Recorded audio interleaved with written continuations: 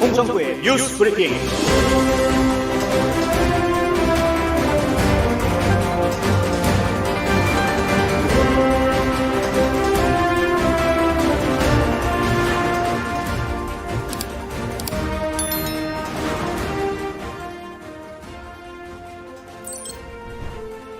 게리 팔머 연방 하원 의원은 어제 하원 에너지 상무위원회 감독조사 소위원회 청문회에서 자국 내 수술 중 태아가 내과 의사의 손을 잡고 있는 모습을 담은 사진을 제기하려다 저지당했습니다.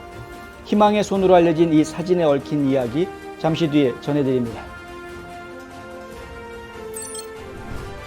도널드 트럼프 전 대통령의 지지를 받은 댄 칵스 메릴랜드주 대의원이 메릴랜드주 공화당 주지사 예비선거에서 반 트럼프 인사로 알려진 레리 호건 전 현 주지사의 지지를 받은 켈리 슐츠 후보를 물리쳤습니다. 트럼프 대통령의 지지 승률이 훨씬 더 올라가게 됐습니다. 현재까지 총 147승 10패로 기록이 됐는데요. 잠시 뒤에 또 이 내용 자세히 들여다보겠습니다. 애리조나주 스코츠데일 통합교육청은 학생들에게 남성의 4%와 여성의 2%만이 배타적인 이성애자이며 성적 취향은 연속체라고 가르쳤다고 지역 언론이 폭로했습니다. 이것 때문에 학부모들이 들끓고 있습니다. 도널드 트럼프 전 대통령은 월요일 저녁 세이브 아메리카 성명을 통해서 퓰리처상이 지난 2018년 잘못한 일을 바로잡기 위해 가능한 모든 것을 할 것이라고 밝혔습니다. 세크라멘토 카운티의 노숙자 인구가 2019년 이후 67% 증가해 샌프란시스코를 넘어섰다고 브라이트바트 뉴스가 보도했습니다.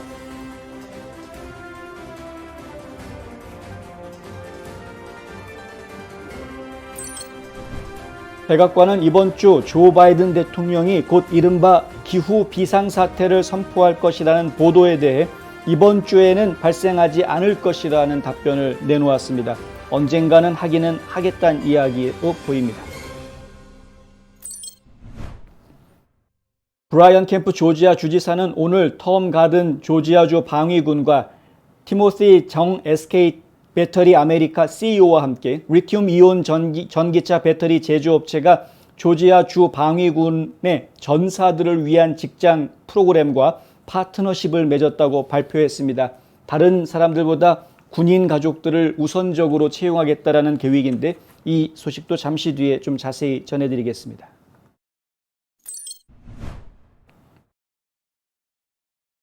이번 주는 포로 국가 주간주의입니다. 포로 국가 주간을 맞아서 연방정부 전 현직 관리들이 권위주의 국가들의 압제를 비판하고 자유수호를 위한 투쟁을 강조하는 토론회를 가졌는데 이 자리에서 문재인 정부 시절 탈북 어민 강제 북송에 대한 비판의 목소리가 나왔다고 보이스 오브 아메리카가 어제 보도했습니다.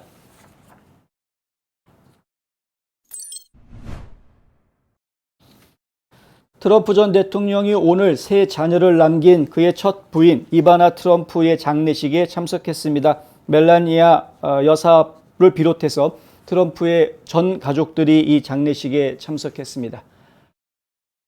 홍성구의 뉴스 브리핑 잠시 뒤에 시작하겠습니다.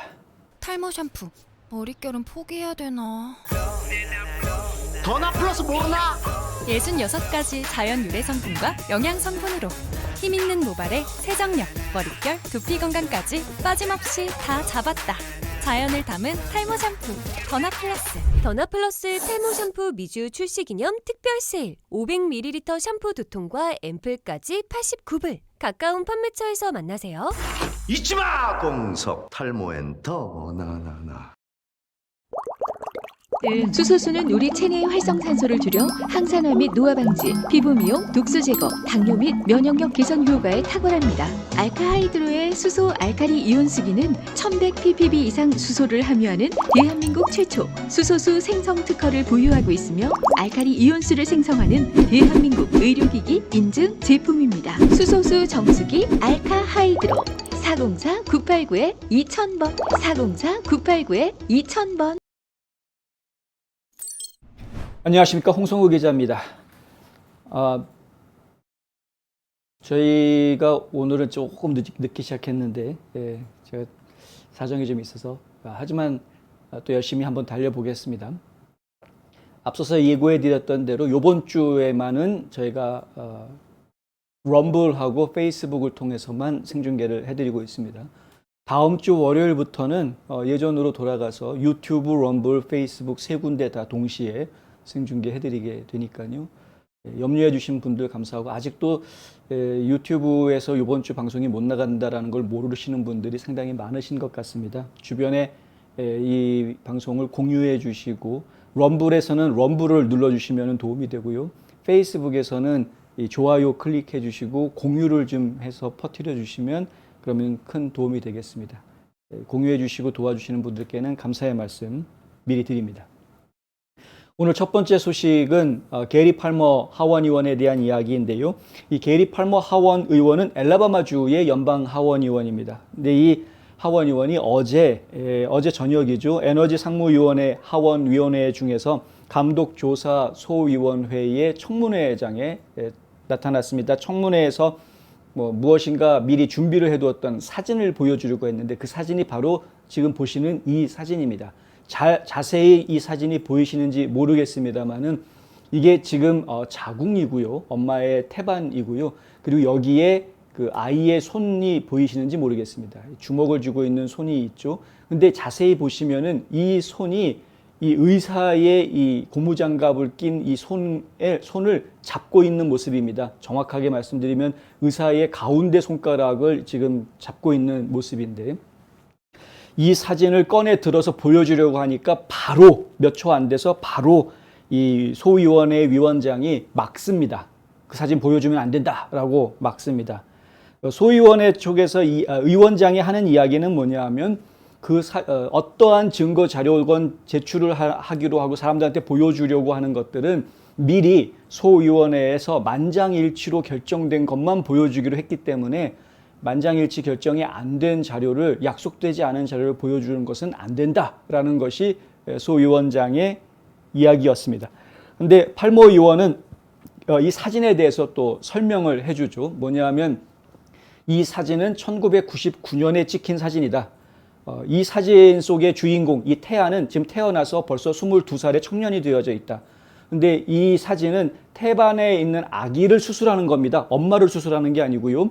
이 태아가 지금 척추 이완증이라는 증상이 있어서 척추 이완증이 태아에 있을 경우에는 사산이 될 위험도 있고 태어나더라도 정상적으로 성장을 하지 못한다라는 그런 문제가 있기 때문에 이 태반에 있을 때 미리 수술을 해서 척추가 어느 정도 기본적인 자리를 좀 잡을 수 있게 도움을 주어야, 그래야 나중에 태어나서도 건강하게는 뭐 누구도 장담할 수 없겠습니다만 하여간 조금이라도 정상적으로 좀 살 수 있다, 뭐 이런 것이었던 거죠. 그래서 그 당시 수술을 했는데 태아의 지금 나이가, 그러니까 생후가 아니라 지금 이제 임신 21주 되는 상황이었습니다. 수술을 집도할 당시의 상황이.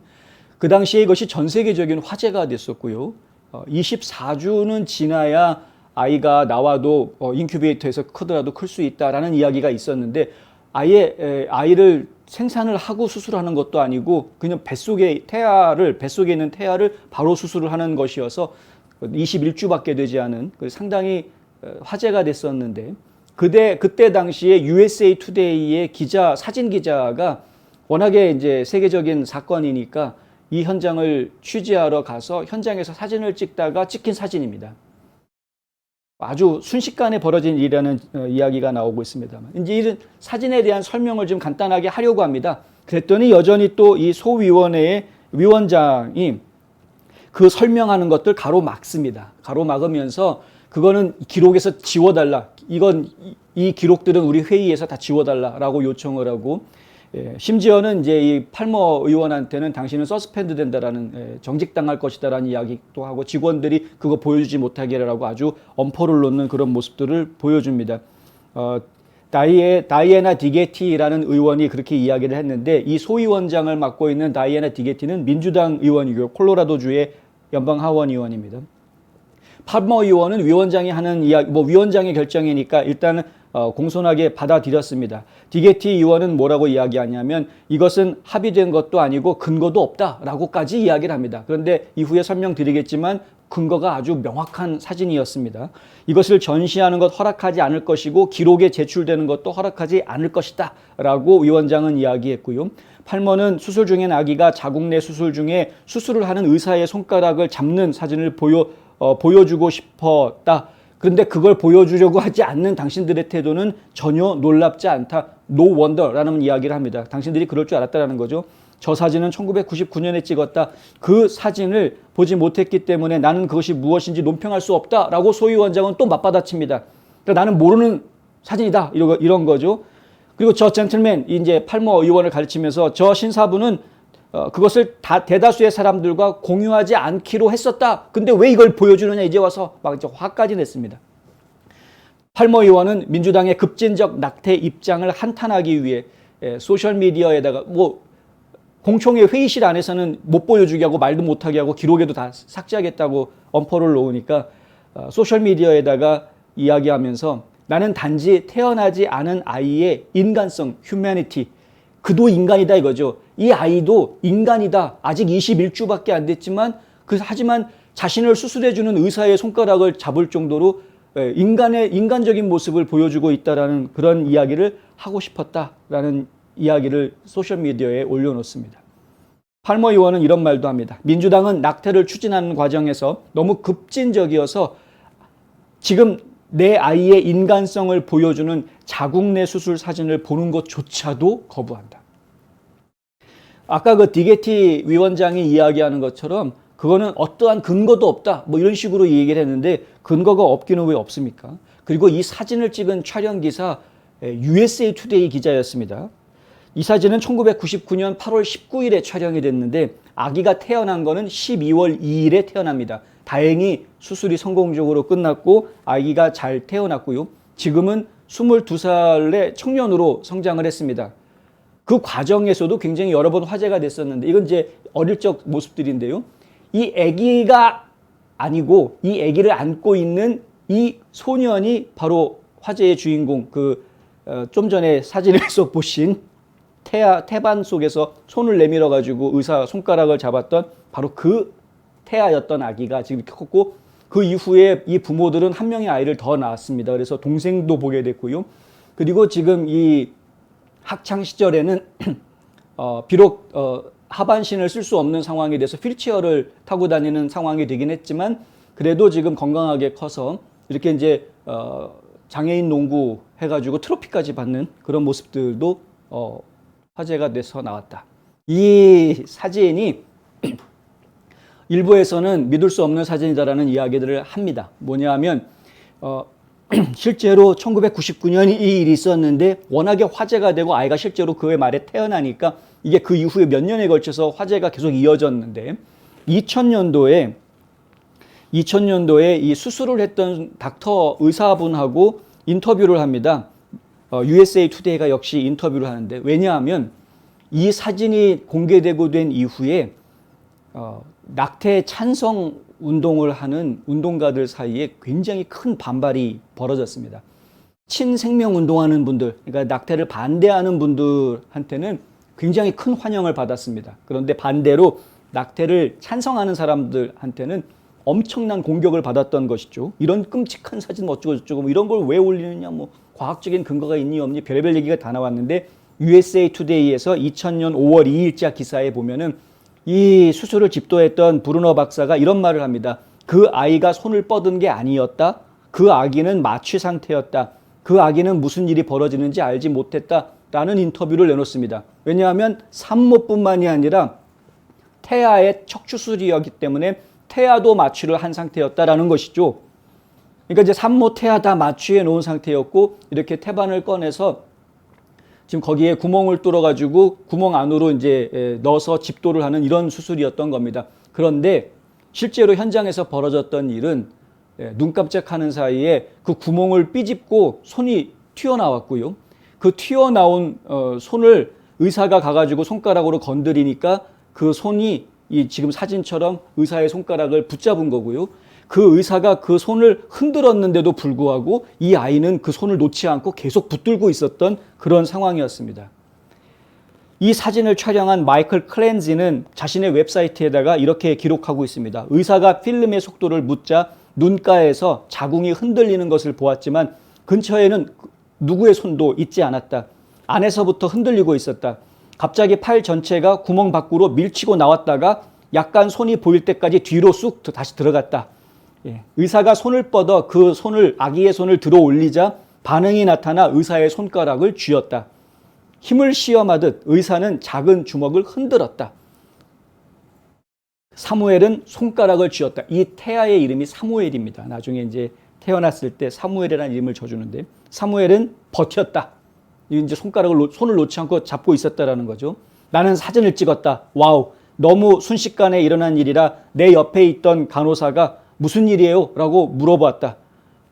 아이가 손을 내밀었어요. 라고 내가 말했다. 그러자 간호사는 그들은 항상 그렇게 해요. 라고 대답했다. 반사신경같이 반사적으로 그렇게 한다라는 이야기인데, 반사적으로 그렇게 했다고 하더라도 중요한 것은 그것이 어떤 생명에 대한 의지, 삶에 대한 의지, 이런 것들을 표현하는 그런 모습이었다라는 것은 분명하다는 거죠.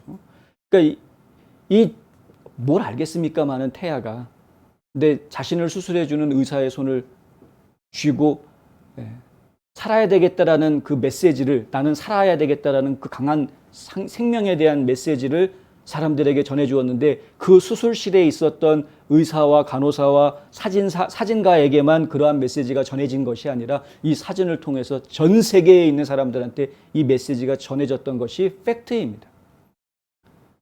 이거는 팩트 체크에서도 사실로 확인된 내용입니다. 그런데 그 사진을 공개하는 것을 못하게 막았다. 이유는 뻔하죠. 민주당 의원들이 이걸 공개하지 못하게 만드는 이유는 그것으로 인해서 생명의 자극을 받지 않게 하려는, 생존권이라는 것이 얼마나 소중한 것인가에 대한 자극을 받지 않게 하려고 그걸 못 보이게 그렇게 막았던 거 아닙니까? 당시에 USA 투데이는 이 사진 한 장으로 전 세계에 다 팔아먹었습니다. 웬만한 대형 언론사들은 다 이 사진을 냈었습니다. 사진에 이름도 붙었습니다. Hand of Hope, 희망의 손이라는 제목까지 붙어서 전 세계에 유통이 되고 다 실렸는데, 지금은 이 사진을 찾아보기가 매우 힘듭니다. 1999년만 하더라도 인터넷이 상용화되지 않았던 때였기 때문에 그 당시 자료들을 찾으려고 그러면 쉽지는 않은 건 사실입니다만은, 인터넷에서 검색을 해보면 아주 제한된 숫자의 사진들만 나옵니다. 많이 검색이 되지는 않습니다. 의도적으로 누군가가 이 사진이 많이 공개되지 않도록 막아왔던 것이 분명해 보입니다. 근데 어쨌든 간에 지금 연방 하원에서 청문회를 하는 과정 중에 이것을 공개하려고 하는 것을 못하게 했던 것은, 이것은 상당히 좀 부적절했다. 이번 청문회 내용은 사실 이제 이런 그 낙태 문제에 대한 것이 주제였었습니다. 그러니까 낙태라는 제목을 가지고 한 것은 아니었습니다만은, 하지만 이 청문회 자체가 낙태를 연방법에서 보호해주지 못한다라는 최근의 연방 대법원의 이 판결이 어떠한 영향을 주게 되는가? 그러니까 로의 반전, 로 뒤집기, 이것이 낙태에 대한 헌법상의 권리를 빼앗는 영향력, 이런 주제를 가지고 청문회가 진행이 됐습니다. 주제 자체가 이미 한쪽으로 기울어져 있는 모습입니다. 이 문구 자체가. 그러니까 연방 대법원이 헌법상의 권리를 빼앗아갔다라는 표현을 썼기 때문에, 빼앗아간 게 아닌데 원래 헌법에 있지도 않은 권리를 갖다가 빼앗아갔다라고 표현하는 말이 안 되는 것이죠. 그런데 지금 연방 대법원이 헌법상의 권리를 빼앗아간 그 영향력에 대해서 청문회를 가졌다라는 것 자체가 일단은 지금 기울어져 있는 그런 상황이고요. 위키피디아에 따르면 이 태아의 이름이 세뮤엘 알렉산더 아르마스라고 하고요. 지금 현재는 22살이 되어져 있는 상황입니다. 예전에 청문회, 그러니까 이 알렉스 아르마스라고 해서 이 태아의 아버지, 태아의 친아버지가 그 과거에 연방 상원에 나와서 증언을 한 적이 있습니다. 그 당시 증언할 2003년이었는데 2003년 9월 25일 이 알렉스하고 엄마인 줄리 아르마스 이 부부가 연방 상원 과학기술우주소위원회 청문회에서 증언을 했는데 그때 이 아버지가 뭐라고 얘기하냐면 오늘날 사무엘은 거의 4살이 되었고 척추 이완증을 가진 대부분의 어린이들에게 흔한 수술을 견뎌낼 필요가 없었다. 이미 태아 때 수술을 받고 성장했기 때문에 그는 다리 교정기를 끼고 걷고 있고 인지상 정상이고 그러니까 이제 정신이 또렷하다는 것이죠. 벌레를 찾는 걸 좋아한다. 취미생활이 벌레 잡기라는 겁니다. 예. 그러니까 지금 정상적인 꼬마로 지금 살고 있다라는 이야기를 이렇게 한 것입니다. 생명이라는 것이 얼마나 소중한 것이고 인간도 그런 삶에 대한 의지가 얼마나 강한지에 대해서 굳이 우리가 말할 필요가 없는 것인데 그런데 마치 낙태를 찬성하는 사람들은 이 뱃속에 있는 아기가 하나의 인격체라는 것을 끝내 거부하고 그냥 몸속에 자라나고 있는 무슨 암세포 잘라내듯이 잘라낼 수 있는 게 자신들의 권리라고 생각을 하고 있다는 것은 저희로서는 상당히 갑갑하고 흉측한 생각일 수밖에 없다. 이런 말씀 다시 한번 드립니다. 도대체 이런 사진 유통하지 못하게 하는 그 배후 세력이 누구인지 또 저는 정말 이해할 수가 없다. 제가 일단 준비를 하긴 했으니까 자막을 달 시간이 없어서 제가 자막을 못 달았습니다만은 팔머 의원이 연방 하원 청문회에서 소위원장하고 주고받았던 대화를 한번 직접 보시겠습니다. 짧습니다. Dr. Francis, I want to show a poster. This is world renowned. It's gone in all types of magazines. Gentlemen will suspend, and the staff will take down that picture. You can take it down. In this committee, we admit documents or photographs on unanimous consent bases, and this has not I been... accept the chair's ruling. Excuse me. This has not been shown to the majority, and it has not been agreed to, and there's no foundation of we will not allow it to be displayed, and we will not allow it to be submitted for the record. I'm not That's the ruling of the surprised. chair. Gentleman's recognized. I'm not surprised at all that you wouldn't want to show this photo of an in utero surgery in which the child being operated on grasped the finger of the doctor doing the surgery. That picture was taken in 1999. And Having not seen the photo, I cannot comment as to what it is. okay, The gentleman decided not to share it with the majority. okay. But the individual in the photo is now 22 years old. His name is Sam. 예, 보셔서 아시겠지만 팔머 의원이 완전히 기가 죽어 있는 것 같은 그런 모습을 보여주었는데 사실 이제 회의가 열리기 전에 미리 어떤 발언들을 할지에 대한 의견 조율들이 이미 있었을 겁니다. 분명히. 근데 그 과정에서 이 사진 공개하지 말라는 이야기가 서로 간에 오고 갔었음에도 불구하고 팔머 의원이 무리해서 내놓았던 것 같습니다. 정황상 보면은 그래 보입니다.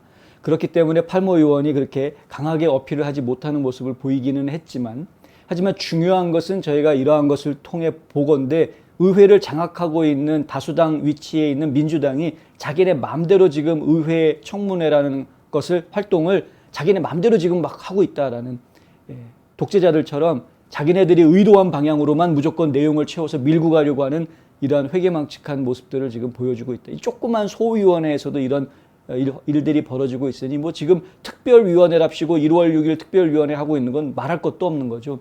내일 저녁에 이제 TV 생중계 해가지고 트럼프 대통령의 전직 뭐 보좌관들, 직원들, 백악관 직원들 나와서 뭐 해주겠다, 증언하도록 하겠다, 뭐 대단한 게 또 폭로가 될 거다, 뭐 이런 식으로 지금 썰레발들을 풀고 있는데 예고편들을 지금 날리고 있는데 심각한 겁니다. 자기네 맘대로 이렇게 하는. 그 트럼프 대통령이 그래서 지금 요새 이 청문회는 반대 의견을 접수하는 그런 시간도 없고 그리고 공화당원 같은 공화당원도 없고 도대체가 너무 일방적으로 청문회가 진행이 되는 세상에 이런 게 어딨냐. 공산당에서나 하는 무슨 여론재판, 자아 비판 시간도 아니고 이게 뭐 하는 짓이냐 이거죠. 지금 미국이 이렇게 돼가고 있습니다. 의회를 급진좌파들이 쥐더니 완전히 독재자들처럼 지금 굴고 있다. 기도해야 될 때입니다, 진짜로. 지금 이제 메릴랜드주에서 어제 예비선거가 있었습니다. 저희가 두 군데 관심을 가지자 해가지고 6선거구 하원 의원 자리에 하고 주지사 경선에 대한 설명을 드렸었는데 주지사 경선에서는 댄 칵스가 아주 큰 차이로 성공을 했습니다. 트럼프 대통령의 지지를 받은 댄 칵스가 지금 이제 레리 호건 주지사의 지지를 받은 켈리 슐츠 후보를 이겼다. 이겼는데 보통 이긴 게 아니고 16% 차이로 이겼습니다. 그러니까 상당히 크게 이겼고요. 그것에 대해서 지금 이제 트럼프 대통령은 굉장히 만족스러운 흡족한 그런 반응을 보였고, 그리고 이제 레리 호건 지금 주지사에 대해서 좀 비난하는 그런 표현들을 내놓았습니다. 그런데 좌파 언론들이 좀 제 눈길을 끌었습니다. 예를 들어서 악시오스 같은 경우에는 지금 뭐라고 보도를 하느냐면요, 레리 호건 주지사의 지원을 받은 켈리 슐츠에 대한 그러니까 댄 칵스의 16포인트 승리는 또한 민주당의 승리이기도 하다, 이렇게 보도를 합니다. 악시오스는 뭐 약간 좌편향 언론 매체니까. 근데 민주당의 승리다, 이렇게 보도를 하는 것이죠. 생각한데 그는 11월 선거에서 더 쉬운 후보다라는 말도 합니다. 그러니까 민주당 후보랑 붙었을 때 댄 칵스가 민주당이 이기기에 더 쉬운 후보다, 이렇게 이야기하고 있는 것이죠. 이제 왜 그런 이야기가 나왔냐면은 메릴랜드 주 자체가 민주당 원표가 더 많이 나오는 곳이기 때문에 그렇습니다. 2020년 대통령 선거에서는 바이든이 65.4%를 얻은 곳이 메릴랜드 주입니다. 트럼프는 32.2%밖에 얻지 못했습니다. 그러니까 무려 33.2%나 차이가 나게 바이든이 이긴 지역입니다. 엄청나게 대승을 거둔 지역이죠. 그렇게 민주당 지지자들이 많은 상황이기 때문에 트럼프가 지지하는 댄 칵스는 오히려 민주당이 똘똘 뭉치면은 깨지기 쉬운 후보다라는 그런 이야기를 지금 내놓고 있는 것입니다. 그런데 그럼에도 불구하고 그리고 한 가지 또 말씀을 드리자면 민주당 쪽에서는 본인들이 켈리 슐츠보다는 댄 칵스가 공화당 후보가 되는 게 우리한테 좋다 해가지고요, 실제로 민주당 주지사 협회, 전국 민주당 주지사 협회가 120만 달러라는 비용을 마련을 해서 칵스는 메릴랜드 주 입장에서 너무나 보수적이다라는 내용의 광고를 펼쳤습니다. 이 사람은 너무 보수적이기 때문에 메릴랜드 주에 어울리지 않는다라는 광고를 한 겁니다. 민주당 쪽에서. 그런데 그 민주당의 그 광고가 오히려 이 마가 유권자들이 보았을 때에는 너무나 보수적인 후보니까 너무나 좋아, 그리고서는 찍어주게 된 이런 상황이 된 것이죠. 그러니까 보수성이 강한 후보를 공화당에서는 당연히 선출하는 게 당연한 것인데도 불구하고 메릴랜드주의 특수성 때문에 민주당한테 더 유리해졌다라는 분석이 지금 좌파 언론에서는 나오고 있는 상황이다. 그럼에도 불구하고 트럼프 전 대통령은 트루스 소셜에 라이너 레리 호건의 지지 선언은 그가 매우 선호하는 후보에게 그다지 잘 먹혀들지 않은 것 같다. 다음에는 나는 레리가 대통령 선거에 출마하는 것을 보고 싶다. 느낌표 빵! 이렇게 레리 호건 주지사한테 한 방 날리는 그런 글을 올려놓았고요.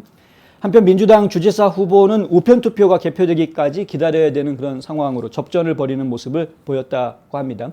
우편 투표가 다 개표가 되려면 빨라도 이번 주말, 늦으면 다음 주 중이나 돼야 결과가 나올 것 같다. 그래서 지금 댄 칵스가 상대해야 될 민주당 후보가 누가 될지는 좀 더 시간을 기다려봐야 알 수 있게 됐고요. 어쨌든 어제 메릴랜드주에서 이러한 결과가 나오면서 트럼프의 지지를 받는 것이 여전히 지금 상당히 승률을 높이는 데 도움이 됐다라는 다시 한번 확인하는 그런 시간을 가졌다. 브라이트바트에서 공개해 놓은 자료를 보면은 지금 제 화면에서 보여드리는 것처럼요,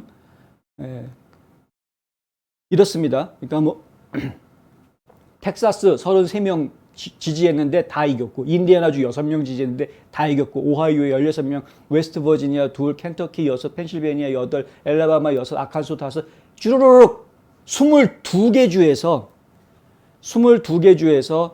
트럼프 전 대통령이 지지한 후보들이 다 이깁니다. 조지아만 예외적입니다. 아주 희한하게 조지아만 13명을 지지했는데 그중에 7명이 이겼지만 6명이 지는, 조지아만 좀 특이한 결과가 나왔고, 전국적으로 보면은 22개 주에서 완승을 거두는 그런 모습을 보여줬다. 지금까지 147승 10패 이렇게 나옵니다. 그러니까 총 157명을 지지 선언을 했는데 147명이 이긴 거니까 승률이 90%를 훌쩍 넘어서 있는 이런 모습이라는 것이죠. 게다가 지금 트럼프 전 대통령의 지명을 받은 13명의 상원의원 후보, 연방 상원의원 후보들 지금까지 한 명도 진 사람이 나오지 않았습니다. 13명 트럼프의 지지를 받고 있는 사람들. 그러니까 그런 것들을 보면은 트럼프 대통령의 공화당 내의 영향력은 이제 입증이 된 것이나 다름없다. 그럼에도 불구하고 좌파 언론들, 아무 생각 없이 그냥 좌파 언론을 베껴 쓰는 한국 언론들은 이 지금 트럼프 대통령이 공화당 내에서 영향력이 없어져 가고 있다라는 이상한 기사들을 지금 보고 있다. 이런 거죠. 정확하게 우리가 알아야 되겠습니다. 트럼프 대통령의 영향력은 그 어느 때보다도 강합니다. 전혀 사그라들지 않았습니다. 지금 잘못된 언론들이 엉뚱한 말 하고 있다가 나중에 가가지고 예외의 일이 벌어졌다는 등 이런 헛소리를 하는 거니까. 그런데 홀리시면 안 되겠다.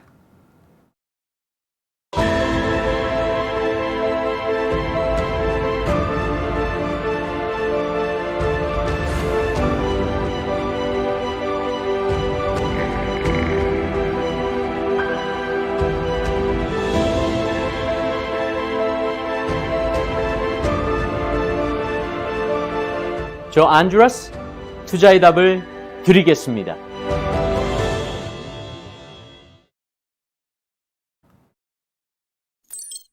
네. 죄송합니다. 아까 제가 메릴랜드 얘기 전해드리면서 한 군데 더 말씀드려야 되는데 어제 저희가 보도해드릴 때 연방 하원 6선거구 얘기를 해드렸었죠. 25살의 젊은 기자 출신 매튜 폴디에 대한 이야기를 해드렸는데 매튜 폴디는 졌습니다. 닐 페럿 대의원이 이겼고요. 그것도 표 차이가 아주 엄청나게 차이가 나게 이겼습니다. 그러니까 지금 닐 페럿 대의원이 63.9%를 얻었는데 이 폴디 같은 경우에는 14.8%밖에 얻지 못하는 엄청난 차이로 졌습니다. 어제 보도해드렸던 대로 지금 워싱턴 DC에 있는 전국구 의원들의 유명세를 타고 있는 정치인들의 지지선을 아무리 받아봐도 트럼프 대통령 지지선은 하나 받는 거하고는 아주 격이 다르다. 폴디 같은 경우는 트럼프 대통령의 지지를 받은 게 아니었었거든요. 수많은 사람들의 지지를 받긴 했습니다만.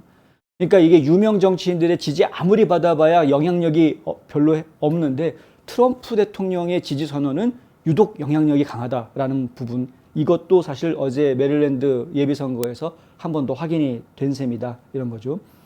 그리고 닐 페럿 대의원 같은 경우에는 선거구 지역에서 워낙 활동을 활발하게 해왔던 인물이기 때문에 이 지역구 활동의 영향력을 무시할 수 없다라는 말씀 어제 드렸었는데 아니나 다를까 그와 같은 결과가 나왔습니다. 애리조나주의 스코츠데일 통합교육청 SUSD라는 게 스코츠데일 유니파이드 스쿨 디스트릭트 해가지고요. 이 스코츠데일 통합교육청인데 여기에 속해져 있는 한 고등학교 교사가 데저트 마운틴이라는 고등학교의 교사 맥켄지 오노프리라는 교사가 오노프리인지 오노프라인지 약간 오노프라이 같기도 합니다만 이 교사가 학생들한테 성 문제에 대한 교육을 하는데 그 교육 내용에 좀 이상한 얘기들이 지금 들어가 있어서 지금 논란이 일고 있다 하는 소식입니다. 동성애적 행동이 동물 세계와 인류의 역사를 포괄해서 자연스러운 일부인 듯하다라는 이야기를 한 거죠. 동성애라는 것이 인간 사회에만 있는 것이 아니라 동물들 사회에도 있다라는 것은 익히 알려져 있는 사실입니다. 예를 들면 펭귄들이라든가 여러 동물들을 자세히 들여다보면 그 중에 동성애를 하는 동물들이 있다라는 것이죠. 근데 동성애하는 동물이 있다고 해서 동성애가 자연스러운 것이다 라고 이야기하는 이런 몰상식한 이야기를 고등학교 선생이 학생들한테 수업 시간에 교육으로 해주었다. 이거는 좀 생각해 볼 필요가 있다. 이것이 어떤 과학계의 학설로 자리가 잡혀 있는 정설이라고 이야기할 수 있는 부분이 아닌데 논란의 여지가 많은 이야기임에도 불구하고 그것을 무슨 대단한 것이냐, 대단히 과학적인 것이냐 교육을 했다라는 거가 이제 문제이고요. 왜냐하면 이제 초중고등학교의 교육은 대부분이 주입식 교육이기 때문에 그렇습니다. 아이들이 비판 없이 받아들이기 때문에 더 심각하게 생각해야 되는 것인데, 오노프라이의 발표에 따르면은 출생 순서는 남성이 동성애자로 태어날 가능성을 결정하는 일부일 수 있다. 남자아이가 태어나는 건 몇 번째 아들로 태어나느냐가 동성애자가 될 가능성을, 이런 말도 안 되는 이야기를 하고 있고요. 각각의 연속적인 남성이 3분의 1씩 증가한다. 아들만 계속 연달아서 아들만 태어나다 보면은 동성애자가 될 가능성이 계속 높아진다라는 이야기인데, 뭘 근거로 이런 말을 했는지 정말 이해가 안 되고요. 여성은 남성보다 에로틱한 가소성을 더 많이 가지고 있다. 이 가소성이라는 말에 대해서 뭐라고 부연 설명이 있냐면 성적인 관심사에 대한 유연성이라고 이야기하고 있습니다. 무슨 얘기냐면 여성이 동성애자가 될 가능성이 더 높다는 이야기입니다. 남성보다. 캐린 워너 교육위원회 후보. 이 사람은 아직 교육위원은 아닙니다만은 지금 교육위원회에 출마한 후보자가 이 브라이트바튼 뉴스하고 인터뷰를 하면서 이런 이야기를 합니다. 스코츠데일 교사들 중에 젠더와 성적 취향에 집착하는 소수 집단이 있다는 것이죠.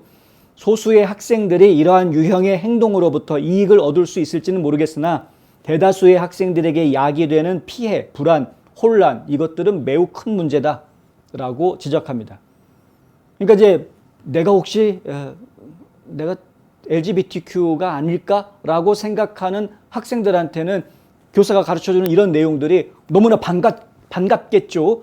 내가 미친놈은 아닌가 보다라고 얼마나 반가워하겠습니까마는, 하지만 그 소수의 학생들을 뺀 나머지 대다수의 일반 정상적인 학생들의 입장에서는 저 선생님이 지금 뭐라는 거니? 뭐 이렇게 되는 겁니다. 입장이 얼마나 갑갑합니까? 오노프라이 교사는 미국의 동물학자이자 성학자이고 또 고등학교 동창들로부터 너는 제2의 다윈이야라고 불리웠던 알프레드 킨제이를 인용합니다. 알프레드 킨제이는 킨제이 리포트라는 보고서로 아주 유명하죠. 미국 역사에서는 거의 처음이다시피 이 동성애 문제를 과학적으로, 사회학적으로 풀어서 설명을 했던 인물이어서 당시 상당히 많은 충격을 주었는데, 1950년대 이 킨제이 박사의 연구가 존재하는 엄청나게 다양한 성적 행동에 대한 관용이 옳았다라고 세계를 설득시키기 위한, 그러니까 막 별의별 이상한 5만 가지 종류의 성행위들이 다 그 나름대로 용납되어질 수 있는 것들이라는 그런 노력을 펼쳤던 게 이 킨제이 박사였고요. 그 킨제이 리포트도 결국은 동성애를 정상적인 것으로 받아주어야 한다라는, 뭐 누구나 다 그럴 수 있다라는 식의 그런 리포트 내용이 밝혀지면서 사람들한테 충격을 주었던 것이 사실입니다. 킨제이는 2003년에 로렌스 대 텍사스 소송에서 연방 대법원에 의해 종결된 미국의 남색법, 이걸 효과적으로 무너뜨린 주요 세력이었다. 무슨 얘기냐 하면은 텍사스주에는 소도미 로우라고 그랬어요. 소도미 로우. 남색법이라는 게 있었다고 합니다. 그러니까 남자들끼리 동성애하는 걸 금지하는 법이었던 거죠. 근데 이것이 없어지게, 이 법이 없어지게 앞장서는 노력을 했던 사람이 바로 킨제이 박사였다라는 거죠. 브라이트 뉴스는 로렌스가 로 대 웨이드 판례를 뒤집은 다업스 대 잭슨 여성보건기구 소송에서 클래런스 토마스가 뒤집어야 할 실질적인 적법 절차 소송 목록에 올라가 있다라고 지적했습니다. 그러니까 결국은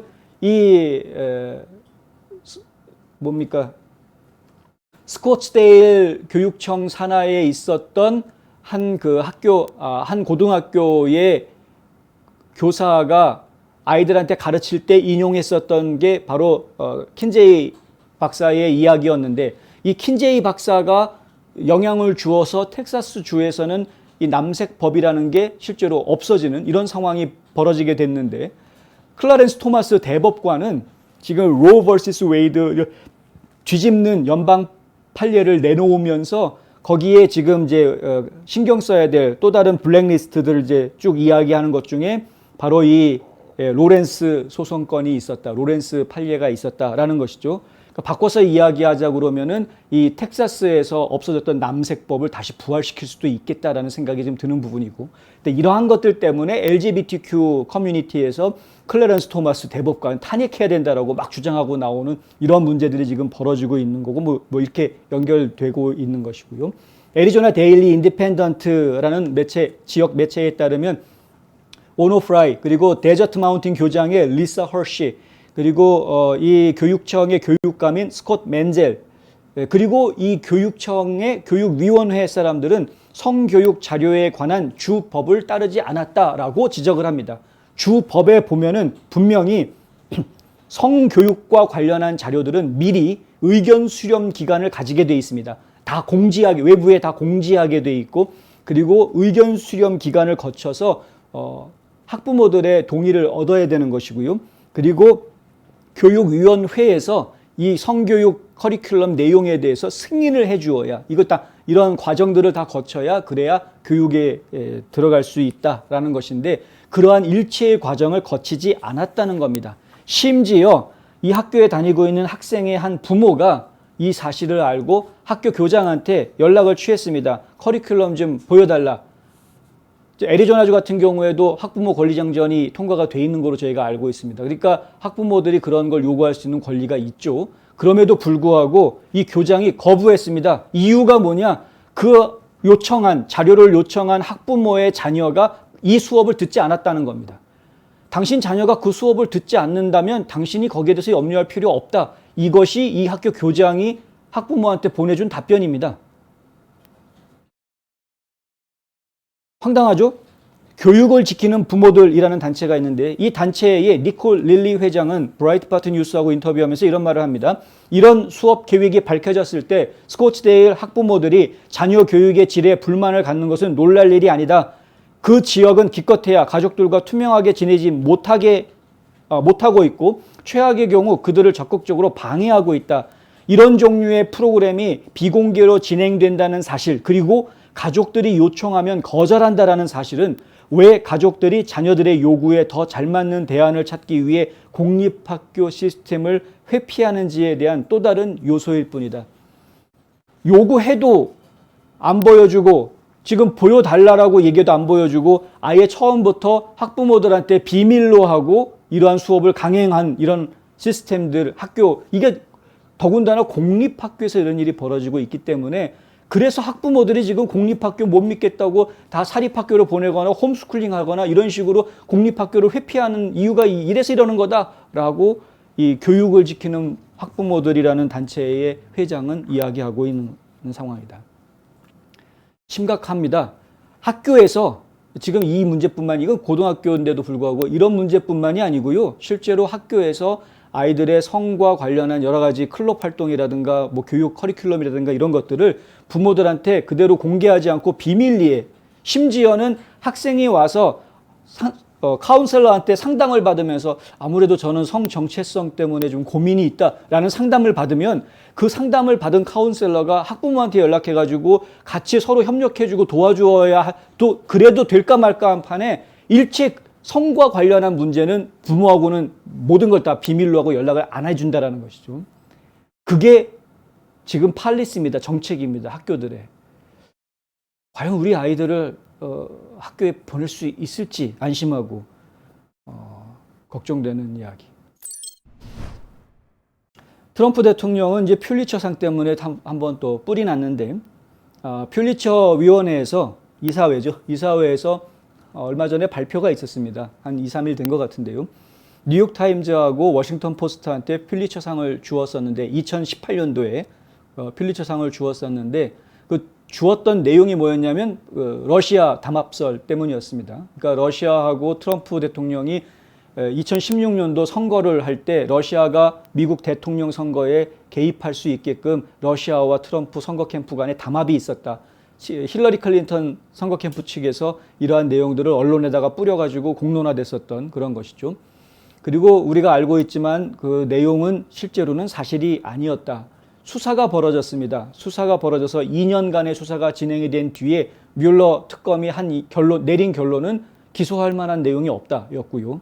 실제로 아무런 잘못이 없었던 것으로 알려져 있고, 심지어 지금 존 더럼 특검이 듀럼 특검이 이것을 지금 조사를 또 하고 있는데 그 내용에 보면은 결국은 누군가가 모함했고 FBI가 잘못된 수사를 한 거였고 FBI 규정에도 맞지 않는 무리한 수사를 한 그런 내용들이 지금 계속 이야기가 되고 있고 결국은 그러한 일들이 진행되게끔 이렇게 트럼프 선거 캠프에다가 누명을 씌웠던 그 시작점이 어디였겠느냐. 결국은 올라가다 보면 그것이 힐러리 클린턴 선거 캠프다라는 결론이 지금 나오고 있는 이런 상황입니다. 10월 달에 재판이 진행이 되면 저희가 재판 결과를 보면서 좀 더 확인할 수 있겠습니다만은 어쨌든 그래서 트럼프 대통령은 지금 뭐 밝혀질 거 다 밝혀졌으니 퓰리처상 준 거 취소해야 되는 거 아니냐. 러시아 있지도 않았던 러시아 훅스, 그러니까 가짜 스토리를 가지고 이걸 특종이랍시고 냈던 뉴욕타임즈하고 워싱턴 포스트한테 그 유명한 퓰리처상을 준다라는 게 얼마나 수치스러운 일이냐. 이거는 퓰리처 이 위상에도 맞지 않는 이야기다. 이제 이렇게 지적을 했었고요. 그런데 퓰리처 위원회가 아니라 뉴욕타임즈가 먼저 나섰습니다. 우리를 그러면 퓰리처 이사회가 우리한테 퓰리처상 준 게 정당했는지 부당했는지에 대해서 당신들이 조사를 해 주십시오. 다시 한번 판단해 주십시오. 이렇게 나섰게 됐고요. 그래서 퓰리처 위원회에서 다시 조사를 벌였다는 것이죠. 그리고 얼마 전에 조사 결과 우리는 뉴욕타임즈와 워싱턴 포스트에다가 주었던 상을 취소하지 않을 겁니다라고 발표를 합니다. 그런 발표가 나오자 트럼프 대통령이 이렇게 세이브 아메리카 성명을 내놓았는데 지금 장문의 성명입니다만은 좀 읽어드리겠습니다. 이렇게 이야기합니다. 퓰리처 이사회는 노골적인 가짜 뉴스로 뉴욕타임즈와 워싱턴 포스트에 수여한 국가보도부문 2018년도 퓰리처상과 관련해 대응으로 남겨졌던 한 조각의 신뢰마저 앗아갔다. 퓰리처 이사회는 청렴결백하게 행동하고 투명성을 제공하는 대신에 가짜 러시아 담합 사기라는 현대 역사상 가장 큰 보도 실패에 대해 은폐하고 있다. 워싱턴 포스트나 뉴욕 타임즈가 그들의 잘못된 보도가 보호되고 있고 한때 실제로 의미가 있었던 퓰리처상도 수여됐는데 왜 그들의 명백한 실수를 시인하고 진실을 밝히기를 원했을까? 왜 그들이 그랬을까? 하는 거죠. 이 매체들은 퓰리처로부터 통보 없이 상을 반납해야 하는데 당연한 거 아닙니까?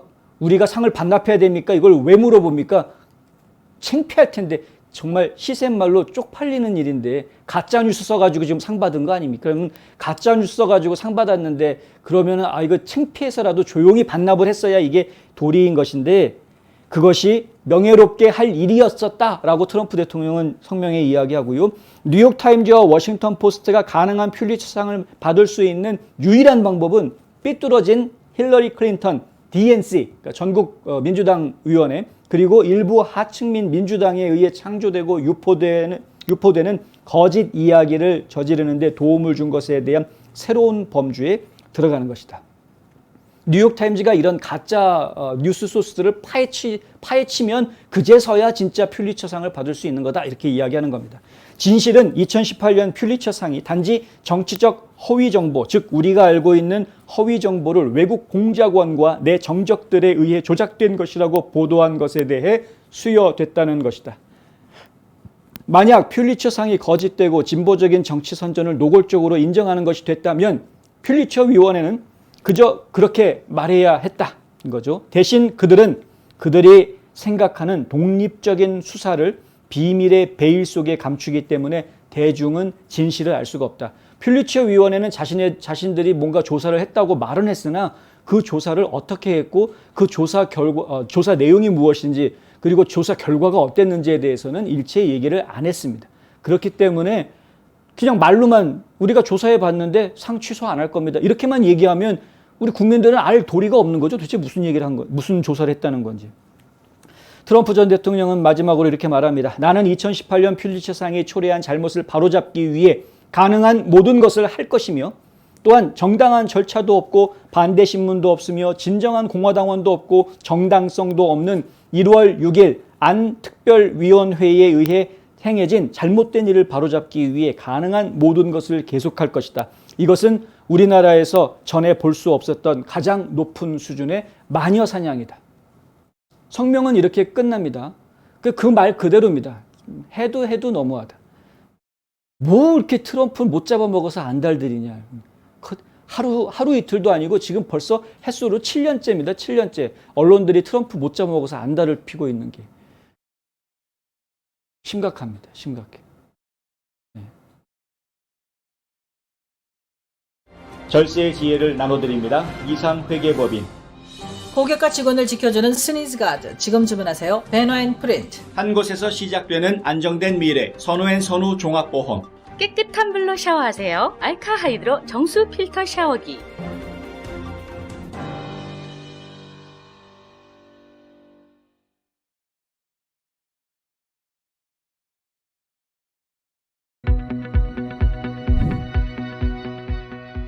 팬데믹 위기 속에서 인터넷 서비스 기업으로 성장한 bannerandprint.com. 각종 인쇄물, 배너, 스티커, 간판, 스니즈가드까지 필요하신 모든 작업을 두고두고 마음에 드시게 해드립니다. bannerandprint.com. 전국 어디서든 웹사이트로 주문하시면 원하시는 디자인을 빠르게 출력해 신속하게 배송해 드립니다. bannerandprint.com 678-274-7275. 예. 그 럼블 쪽에 진원스라는 분께서 댓글을 주셨는데 유튜브 커뮤니티에 공지가 됐나요? 라고 물어보셨는데요. 커뮤니티에 공지할 수도 없습니다. 경고를 미리 알려주고 경고를 하는 것이 아니라서 경고 전혀 모르겠다 갑자기 경고받았다라는 연락을 제가 이메일로 받는데 그렇고 나면은 커뮤니티 게시판도 뭐고 아무것도 쓸 수 있는 게 없습니다. 한 가지 할 수 있는 거는 유튜브에다가 댓글을 달아주시면 그 댓글에 대한 댓글을 달 수는 있습니다. 그래서 질문하시는 분들은 제가 답변으로 댓글을 달아드리긴 하는데 하여간 그래서 지금 유튜브 쪽에 들어오시는 분들이 아직도 많은 분들이 모르고 계신 게 분명한 사실이고 좀 안타깝죠. 뭐 요번 주만 고생하면 되니까 라는 생각을 하긴 합니다만 어쨌든 좀 갑갑해서 네. 그리고요, 다음 소식은 이제 세크라멘토 카운티 이야기인데, 이 세크라멘토 카운티의 노숙자 수가 지금 샌프란시스코에 있는 노숙자보다 늘어났다. 그 그래프를 보시면 아시겠지만, 2019년도에 이만큼 있었는데, 2022년도에는 지금 이만큼 올라갔다. 이제 이런 이야기. 지금 노숙자가, 뭐 LA만 많이 있는 게 아니고요. 지금 이제 서부 해안 지역들 전체를 거쳐서 전부 북상하고 있나 봅니다. 노숙자들이 왜 북쪽으로 가는지는 모르겠습니다. 날씨가 더워서 그런가요? 어쨌든 계속 북쪽으로 더 많은 노숙자들이 옮겨가고 있는 모습을 지금 보고 있다. 어쨌든 그렇고요. 세크라멘토 스텝스 포워드라는 단체에서 이러한 보고서를 최근에 내놓았는데 2019년에 5,570명이었던 세크라멘토의 노숙자 숫자가 2022년에는 하룻밤 9,278명, 그러니까 밤 평균입니다. 매일 밤마다 숫자를 세는데 이거 하룻밤에 노숙자가 몇 명이 자고 있는지 숫자 세는 것도 보통 일이 아닙니다. 2019년도 같은 경우에는 자원봉사단이 900명이 동원이 됐답니다. 900명. 왜냐하면 여기 가가지고 숫자 세고 또 다른 데 장소 옮겨가지고 숫자 세는 동안 인구가 막 왔다 갔다 이동이 생기면 안 되니까 동시다발적으로 노숙자들 숫자를 세기 위해서 2019년에는 900명의 자원봉사대가 동원이 됐다라는 이야기입니다. 올해는 몇 명이 동원이 됐는지는 저희가 못 봤습니다만 만만치 않게 상당수가 동원이 됐을 것으로 보이고요. 근데 숫자가 엄청나게 늘어난 거죠. 지금 뭐 2배 가까운 숫자가 늘어난 겁니다. 3년 사이에. 팬데믹 전에 비해서 지금 현재는 이렇다. 이렇게 되는 거죠. 이에 비해서 샌프란시스코 크로니클이 지난 5월 달에 보도한 기사 내용에 보면은 샌프란시스코의 노숙자는 7,754명이라고 하는데 이게 2019년에는 8,035명이었다고 합니다. 그러니까 2019년에 비해서는 지금 3.5% 정도 줄어들었다. 이게 지난 5월 달에 보도가 됐던 내용이었고요. 그러니까 샌프란시스코는 조금 줄어들었는데 지금 세크라멘토 카운티는 왕창 늘어났다. 샌프란시스코는 도시고 세크라멘토 카운티는 카운티 아니냐, 이걸 어떻게 비교하느냐 이렇게 생각하시는 분이 계실 수가 있는데 샌프란시스코 자체가 하나의 도시이면서 또 하나의 카운티 역할을 하고 있습니다. 인구도 만만치가 않습니다. 세크라멘토 카운티가 120만이 살고 있는 카운티인데 샌프란시스코에는 지금 81만 5천 명이 산답니다. 그러니까 작은 지역이지만은 굉장히 인구 밀도가 높은 곳으로 지금 생각이 되고요.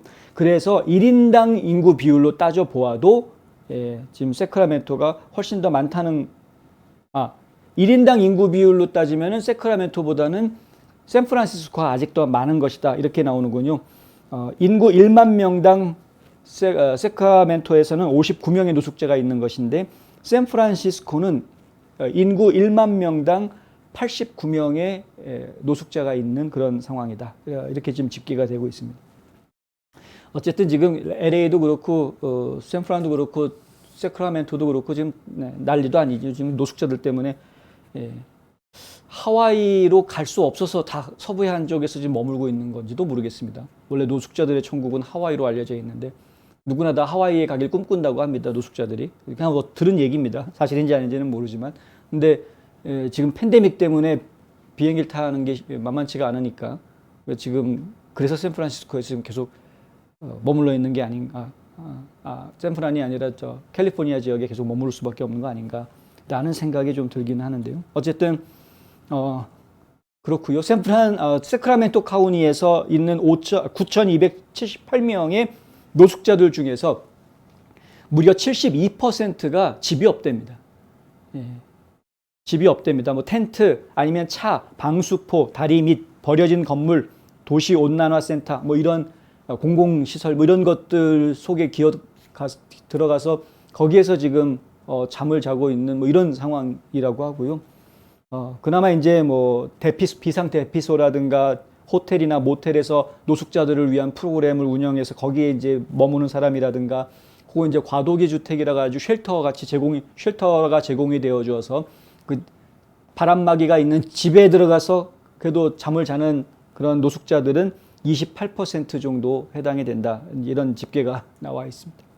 그러니까 10명 중에 3명 정도의 노숙자들은 그나마 추위와 바람을 피해서 밤이슬을 피해서 잠을 자는데 10명 중 7명의 노숙자들은 그냥 된설이 맞으면서 잠을 자고 있다. 뭐 이런 이야기죠. 이 보고서에 다른 주목할 만한 점은 6,664명의 집이 없이 그냥 노숙하는 사람들이 세크라멘토시에 75% 있었고 20%가 시외 지역에 있었다. 그러니까 도심 지역에 애들이 모여 있다. 희한하다라고 생각하실지 모르겠는데 전국 어디를 가나 도시에 주로 이 노숙자들이 모여 있습니다. 보면은 그 텐트 치고 지금 사진에 보이시는지 모르겠는데요. 이렇게 텐트를 치고 노숙을 하는 그런 노숙자들이 굉장히 많습니다. 애틀란타에도 보면은 다운타운 도심에 가면 주로 이제 다리 밑 같은 데에 텐트들이 여러 개가 옹기종기 모여 있는 그런 모습들을 볼 수가 있고요. 근데 그런 곳에서 노숙자들이 지금 생활을 하고 있다. 대부분의 사람들, 92%에 가까운 사람들이 이 카운티 안에서 오랜 기간 거주한 것으로 기록이 된 반면에 겨우 5%만이 지난 6개월 사이에 다른 지역에서 이 세크라멘토 카운티로 옮겨온 것으로 파악이 됐다. 뭐 이런 이야기도 나오고요. 그러니까 이 노숙자 문제가 어제 오늘의 이야기가 아니라 굉장히 오래되고 있다는 것이고 한번 노숙자 생활을 시작하고 나면 꽤 장기간을 다른 곳으로 가지도 못하고 그 자리에서 그냥 계속 노숙자 생활을 하게 되더라라는 이야기를 저희가 할 수밖에 없는 그런 통계가 나온 겁니다. 노숙 인구가 늘어나면서 지난 4월부터 올해 4월까지 살인 외 모든 부분에서 도심 내의 강력 범죄도 함께 증가했다라는 이야기입니다. 강간 사건은 작년에 비해서 92%가 증가해서 상당히 불안감을 크게 하고 있고 강도 사건도 42% 증가했다. 물론 노숙자가 범인이다라고 딱 집어서 이야기하기는 어렵습니다만은 아주 연관이 없다라고 말할 수도 없는 그런 상황이다라는 것이죠. 노숙자 전체를 다 범죄자로 선입견을 가질 이유는 물론 없겠습니다만은 그들도 살아남기 위해서 고군분투하고 있는 것이기 때문에 그들의 처지를 또 불쌍히 여기고 도와주시는 분들, 선한 사마리아인을 역할을 하시겠다는 분들도 많이 계십니다. 그거는 그 나름대로 훌륭한 일이겠습니다만은 하지만 이렇게 길거리 생활을 하고 있는 사람들이 늘어나면서 범죄가 함께 늘어나고 있다는 점은 우리가 좀 심각하게 생각해야 될 부분이긴 하다. 갈수록 도시가 썩어져 가고 있는 모습을 보고 있는데 대책이 필요한 거죠. 근본적인 대책이. 지금 화면에 보시는 이분은 카린 장피에르라고 지금 백악관의 대변인 역할을 하고 있는 인물이고요. 근데 최근에 조 바이든이 어제 그제 이런 보도들이 나왔었죠. 조 바이든 대통령이 기후 비상사태 카드를 만지작거리고 있다. 이런 보도들이 지금 쭈루룩 나왔었습니다. 기후 비상사태를 선포하게 되면은 어떤 일이 벌어지게 될 것인가. 뭐 여기에는 이제 여러 가지 이야기들이 지금 나오고 있죠. 그래서 뭐 해상의 풍력 발전 시스템을 지금 뭐 건설을 해야 된다. 그리고 결정적으로 지금 많은 기사들이 염려했던 부분이 기후 비상사태라는 걸 선포하게 되면 석유를 파내거나 천연가스를 파내는 이 시추 작업이 상당한 지장을 받게 될 것이다. 여러 가지 제약 조건들이 더 늘어나게 되면서 시추 활동이 큰 타격을 입을 수 있다. 또 새로운 추가 시추 같은 것들은 허가가 나지 않을 것이다. 뭐 이제 이런 것들 때문에 상당히 우려하고 있는 상황입니다. 그러니까 지금 가스값이 천정부지로 올라가 있는 상황에서 뭐 최근에 조금 떨어지기 시작했다라고 말은 하지만 뭐 그럼에도 불구하고 아직도 지금 더 많은 시추를 허가해 줘야 된다라는 목소리가 더 나오고 있는 그런 상황에서 지금 과연 기후 비상사태를 선포하는 것이 이것이 과연 옳은 일이냐에 대한 이제 논란이 지금 있는 거죠. 왜 제가 논란이라고 표현을 하냐면 기후변화 이론을 옹호하는 세력이 만만치가 않습니다. 이들이 아주 앞장서서 지금 5만 가지로 지금 조 바이든을 구워 삼고 있는 뭐 이런 상황입니다. 어떻게 해서든 기후변화 정책들을 지금 더 빨리 강하게 추진해라 라고 지금 강하게 지금 목소리를 내고 있는 상황입니다. 아주 극성입니다. 진짜 극성. 이 단체들이. 근데 그렇다 보니까 바이든 입장에서는 지금 이제 곤란한 상황에 빠진 거죠. 어떻게 보면은. 왜냐하면 본인은 지금 인플레이션 잡겠다라고 약속을 해놓은 상황이 인플레이션을 지금 잡으려면 당장 석유 문제를 해결을 해야 되는 석유값 문제를 해결을 해야 되는데 그걸 해결하기 위해서 나름대로는 동분서주하고 있는 그런 상황인데 그런데 환경단체들 계속 나와가지고 기후 대책 진행해라, 뭐 비상사태 선포해라 막 이렇게 밀고 나오니까 이거 이러지도 못하고 저러지도 못하고 난처한 그런 상황에 빠져 있는 그런 것이고요. 그럼에도 불구하고 이 기후변화 대책 옹호론자들이 계속해서 주장을 하고 있고 바이든도 어쩔 수 없이 그것을 검토하고 있다라는 내부 증언들이 나오니까 언론들은 그걸 다 이제 대서특필했던 겁니다. 조만간에 비상사태 선포될 것 같다. 에너지값 다시 올라갈 수도 있다. 뭐 이런 보도들이 나온 겁니다. 그 오늘 백악관 기자회견할 때 이제 질문이 나왔는데 장피에르 대변인이 하는 이야기는 이번 주에는 안 한다라고 이야기합니다. 참 대답 참 거시기하게 합니다. 이번 주에는 안 한다. 그러니까 다음 주에 한다는 얘기 같기도 하고 참 갑갑하죠. 어쨌든 간에 지금 기후변화 노력에 자금을 풀기를 원하는 게 바이든의 입장이다라는 이야기는 계속 나오고 있고요. 그 자체를 거부하지는 못합니다. 결국은 이제 연방정부가 자꾸 돈을 풀려는 것에 대해서 민주당 내에서도 조만친 의원처럼 반대하는 사람들이 있는데 왜 자꾸 빚을 지려고 하고 인플레이션 잡아야 되는데 왜 시중에 돈을 풀려고 하느냐. 더군다나 연방 자금을 왜 풀려고 하느냐. 차라리 그것이 미래 가치가 있고 미래 가능성이 있는 그런 비즈니스여가지고 투자한다 그러면 민간 시장에서 투자자들이 투자를 하게 하는 게 그게 정상적인 것이지 연방정부가 국민들한테 걷어들인 세금을 특정 저기에다가 막 넣어줄 그런 지금 우선순위로 따졌을 때 그 정도로 시급한 상황이 아니다라는 것이죠. 대통령은 의회가 제대로 행동하지 않고 있기 때문에 이것은 비상사태이며 나는 그렇게 볼 것이다 라는 말을 했다고 합니다. 대통령으로서 나는 내 행정력을 사용할 것이다. 이런 말도 했다고 합니다. 그래서 조만간에 기후 비상사태 선포가 있을 것이다 라는 이야기가 지금 계속 나오고 있고요. 앞으로 기후변화 프로그램을 도입하기 위해서 행정조치를 취할 것이다 라고 예고는 했습니다. 오늘 바이든이. 그런데 예고만 한 거고 오늘 뭘 발표하거나 비상사태를 선포하거나 이러지는 않았습니다. 조만간에 나올 것 같다라는 것이죠. 조만친 상원의원은 의회에서 민주당 최고위원들이 제안했던 기후 관련 법안들 지지하지 않겠다라고 말했었습니다. 그것 때문에 지금 민주당이 발칵 뒤집혔는데 근데 만친 의원이 그렇게 반대했던 이유는 여러 가지가 이유가 있었지만 가장 먼저 내세웠던 게 지금 하늘 높은 줄 모르는 인플레이션 때문이다. 이렇게 이야기를 하고 있고요. 그러면서 조만친 의원이 기자들한테 했던 이야기는 나는 어떠한 것에도 물러나지 않았으며 인플레이션이 나의 가장 큰 관심이다.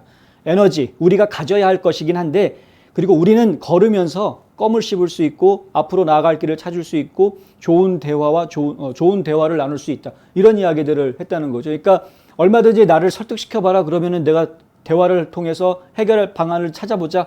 대화에는 열려 있다라고 이야기하고 있지만 현재 지금 민주당 쪽에서 내놓은 기후 관련 대책 법안에는 찬성하지 않겠다.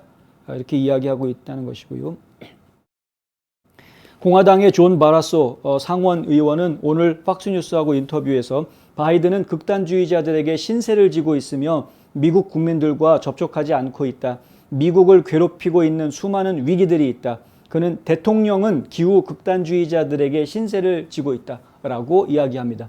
무슨 얘기냐면 기후 극단주의자들에 의해서 상당히 많은 도움을 받았기 때문에 그들의 요구를 무시할 수가 없다. 특히 그들의 요구를 대통령이 되면 들어주겠다라고 약속을 해놓았기 때문에 지금 그들의 요구를 들어줄 수가 없다. 물론 그 약속을 했을 당시에는 인플레이션이 9.1%가 나올 줄은 도저히 몰랐었겠죠. 가스값이 2배로 올라갈 줄도 몰랐었겠죠. 덜컥 약속을 해놨는데 상황이 이렇게 되니까 그 약속을 지키기는 당장은 어렵고, 그런데 약속을 지키라고 이 기후 극단주의자들은 난리를 치고 이런 상황이 돼 있다. 참 안타깝습니다. 조지아주 이야기인데요. 이 사진은 옛날 사진입니다만은, 그 조지아주의 커머스라고 애틀랜타 도심에서는 대략 한 1시간 좀 더 넘게 1시간 10분, 20분 정도 북쪽으로 올라가면 그러면 이제 이 커머스라는 지역이 나오는데 거기에 SK 배터리 공장이 있습니다. 제1공장은 이미 완공이 돼서 가동이 되고 있고요. 제2공장은 지금 건설 중인데 내년 1, 4분기 중에 완공을 목표로 하고 있습니다. 두 공장이 다 완성이 되면 총 2,600명을 고용을 하게 될 것이다 라고 지금 이야기가 나와 있는데, 현재 1공장에서만도 한 1,500명이 이미 근무를 하고 있는 상황이라고 합니다. 그런데 이 미국 지역에, 특히 이제 이 남부 지역에 진출해 있는 한국 기업들 뿐만이 아니라 모든 해외 기업들이 한결같이 하는 이야기가 뭐냐면 workforce, 그러니까 노동력을 확보하기가 너무나도 힘들다. 일꾼 찾기가 힘들다라는 이야기죠. 그래서 일꾼을 찾아주기 위한 노력들에 주정부도 역시 협조하고 있는 것이 사실입니다. 오늘 브라이언 캠프 주지사실에서 보도자료가 나왔는데 SK 배터리 아메리카하고 그리고 조지아주의 주 방위군, 그리고 조지아주 보훈처, 그리고 조지아주 경제개발부, 이렇게 여러 부서들이 협력해서 Work for Warriors라는, Work for Warriors, 그러니까 전사들을 위한 직장, 일자리, 뭐 이렇게 이해할 수 있습니다. 이 Work for Warriors라는 프로그램에 이 SK 배터리가 파트너가 됐다라는 발표가 오늘 나왔습니다. 그 이제 SK 배터리 공장이 26억 달러를 투자해서 이러한 일들을 진행을 하고 있는데, 이게 조지아주 역사에서 세 번째로 규모가 큰 해외 기업 투자 건이기 때문에 조지아주에서 상당히 신경을 많이 쓰고 있는 부분이고요. 그 여느 다른 해외 기업들이 조지아주에 진출하는 거하고 한국 기업들이 진출하는 거하고 좀 질이 다릅니다. 예를 들어서 숫자로만 이야기하면 한국 기업 진출한 거나 중국 기업이 진출한 거나 기업 숫자로는 조금 비슷합니다. 그런데 고용 창출 면에서 보면은 중국 기업들이 만들어내는 고용 창출 숫자가 한국 기업들이 만들어내는 숫자를 전혀 못 따라옵니다. 인건비 수준도 마찬가지. 인건비도 한국 기업들이 훨씬 더 높게 줍니다. 그러니까 이 한국 기업들이 조지아주 입장에서 너무나 감사할 수밖에 없는 이유가 일자리 창출을 엄청나게 해주는데 그 일자리가 전부 다 어느 정도 수준 이상의 상당히 높은 연봉을 보장해주는 그런 일자리들이기 때문에 고마울 수밖에 없는 거죠. 아마 해외에서 조지아주에 투자한 기업들이 만들어낸 일자리를 놓고 이야기하면 한국이 1등이다라는 이제 이야기가 나오고 있는 정도고요. 기업 숫자로 이야기하면 일본이 훨씬 더 많습니다. 한국보다는. 근데 노동 일자리 창출은 그렇다는 겁니다. 근데 문제는 일자리 창출을 많이 하면 뭐 하느냐 이거죠. 사람 구하기가 너무 힘들어서. 그래서 이제 지금 이야기가 나오고 있는 것 중에 하나가 군인 가족들을 우선적으로 지금 고용하는 이런 캠페인을 하겠다라는, 이 캠페인에 참여하겠다라는 것입니다. Work for Warriors라는 캠페인은, 이 프로그램은 예전부터 있어 왔던, 그리고 여러 주에서 이미 하고 있는 내용들입니다. 여기 이제 군인 출신들은 아무래도 이제 조직사회 훈련을 제대로 받은 사람들이 많기 때문에 군대를 제대하고 퇴역한 군인들도 상당히 좋은 신뢰할 수 있는 노동력을 가지고 있다라는 그런 평가를 받고 있기 때문에 그러한 점을 들어서 군인 가족들한테 우선권을 취업할 수 있는 우선권을 주겠다라는 그런 프로그램들이 지금 진행이 되고 있고요. 이러한 프로그램들이 운영이 되는 또 다른 배경은 미군은 군인 가족들이 이사를 자주 다닙니다. 이동을 자주 하죠. 그래서 상당히 오랜 시간 동안 직장 생활을 하지 못하는 그 경력이 끊기는 이런 문제들이 생깁니다. 몇 년부터 몇 년까지 일했는데 몇 년부터 몇 년 동안 또 쉬었네.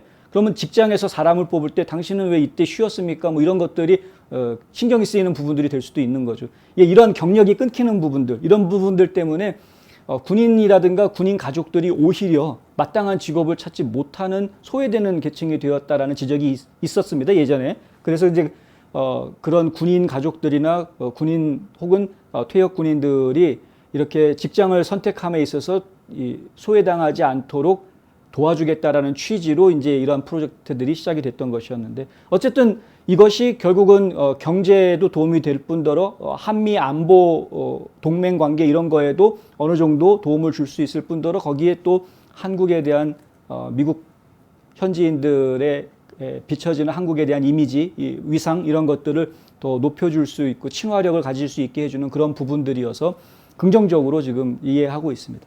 이런 발표가 나와서 정말 감사하고, SK 배터리 아메리카는 그래서 이번 토요일 날 23일 날 아침 10시부터 게인스빌에 있는 조지아주 방위군 기지에서 채용 박람회를 가진다고 합니다. 이 채용 박람회는 일반인도 참석할 수는 있습니다만 일자리 구하시는 분들은 혹시 조지아주에서 좋은 일자리 구하시는 분들 한번 가보실 수 있겠는데, 그런데 10시부터 11시까지는 군인하고 군 가족들, 퇴역 군인도 베테랑들도 자격이 있습니다. 그 사람들만 먼저 10시부터 11시까지는 할 수가 있고요. 11시부터는 일반 대중에게도 공개가 돼서 일반인들도 SK 배터리 공장에서 일하시고 싶으신 분들은 가서 응모하실 수 있고 면접하실 수 있게 그렇게 채용 박람회가 열린다고 합니다. 한번 잘 보시고요. SK 배터리는 원래 SK 이노베이션에서 만드는데 미국에다가 공장 4개를 짓겠다라고 이야기를 했죠. 그중에 2개가 조지아에 들어오는 거고 나머지 2개는 다른 지역에 만들어집니다. 그리고 지금 1차 협력 업체로 포드를 지금 손을 잡고 있는 상황인데 조만간에 폭스바겐도 공급을 하게 될 것이고, 또 현대자동차가 조지아주에 전기차 생산 공장을 건설을 하게 되면 이제 그때부터는 현대자동차에도 배터리를 공급할 것으로 이제 보입니다. 그러니까 지금 한국의 자동차 업계가 전기차로 전환을 하면서 뭐 곳곳에서 테슬라보다 한국 전기 자동차가 성능이 더 낫다라는 이런 이야기들도 심심치 않게 들려오기도 하고, 점점 그 전기차 시장의 한국의 역할이 점점 커져가고 깊어져가는 모습들을 보고 있는데, 그럼 뭐 어쨌든 방향성은 좋으니까 하여간 저희가 반가워서 소개를 해드렸고요. 이 채용 박람회가 열리는 주소가 궁금하신 분은 이따가 저희 newsandpost.com 웹사이트에 들어오시면 제가 기사에 이 주소도 올려놓겠습니다. 참고하시면 되겠습니다.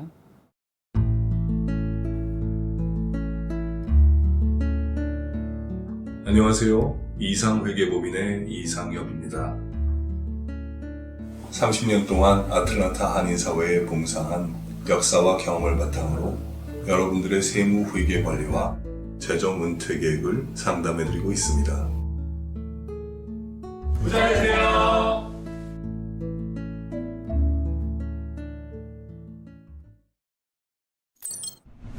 예. 지금 화면에 보시는 이 인물이 이현승 씨인데, OKN이라고요. 원 코리아 네트워크라는 매체가 있습니다. 매체이면서 단체라고 이야기해야 되겠죠. 그 단체가 KCPAC이라는 단체하고도 연결이 됐고요. 회장님이 같은 분이어서. 근데 이 KCPAC이 미국에 있는 CPEC, 그러니까 그 보수연합 단체, 미국 보수주의 연합 단체하고 이제 한국 조직이죠. KCPAC. 그 한국 조직의 워싱턴 지부장을 지금 맡고 있는 인물이고요. 본인 스스로가 탈북민 출신입니다. 북한에서는 엘리트였습니다. 고위직에 있었고 실제로 유학도 하고 고등교육을 받았던 인물인데, 근데 이제 온 가족이 함께 저희가 알기로는 그 김씨 일가의 비자금을 다루는 그런 그 39호실인가요? 거기에서 일하셨던 아버님이 이현승 씨의 아버님이 그랬다고 하는데, 일가족이 지금 탈북을 해서 지금 미국에 정착해 있습니다. 그리고 지금 이제 이현승 씨 같은 경우에는 OKN을 통해서 지금 한반도 안보 문제라든가 지금 북한의 인권 문제 이런 부분들에 집중해서 지금 여러 가지 목소리를 연방 의원들에게, 의회에, 그리고 연방 정부 조직에 지금 계속 전하고 있는 그런 역할을 하고 있습니다. 오늘도 사실 낮 12시에 OKN에서 주최하는 세미나가, 런천 세미나가 오늘 워싱턴 DC에서 열렸는데, 의회 세미나가 열렸죠. 근데 그 행사 소식은 저희가 기회가 되면 다시 전해드리도록 하고요. 이 행사는 어제 열렸던 거고 OKN이 주최한 거는 아니지만 주최한 곳은 공산주의 희생자 추모재단이라고 해서요, Victims of Communism Memorial Foundation이라는 단체가 주최한 행사입니다. 근데 이 공산주의 희생자 추모재단이 의회에서 연례적으로 이러한 의회가 아니라 연례적으로 이런 행사를 하고 있는데, 특별히 7월 셋째 주, 이번 주죠. 이번 주가 미국 정부에서 지금 선포하고 있는 포로 주간입니다. 포로 국가 주간. 그러니까 Captive Nations Week라고 그래가지고요. 이 포로 국가 주간 동안에는 자유수호를 위해서 투쟁하다가 이 전쟁터에 나갔다가 포로가 되거나 하는 부분이라든가, 아니면은 공산주의 국가 이 체제 내에서 자유를 부르짖다가 정치포로 수용소 같은 데 갇히게 되는 이런 사람들을 우리가 생각하고 전 세계에서 이러한 그 폭압, 독재 이런 것들을 통해서 지금 고통받고 있는 사람들이 있다라는 것을 미국민들에게 각성시켜주기 위해서 만들어진 것입니다. 이게 아이젠하워 대통령 시절에 1959년이죠. 그때 이제 의회에서 이것을 결정을 하고 매해 7월 셋째 주는 포로 국가 주간으로 하자, 이렇게 대통령이 매년 공포를 하게 그렇게 법을 만들어 놓았습니다.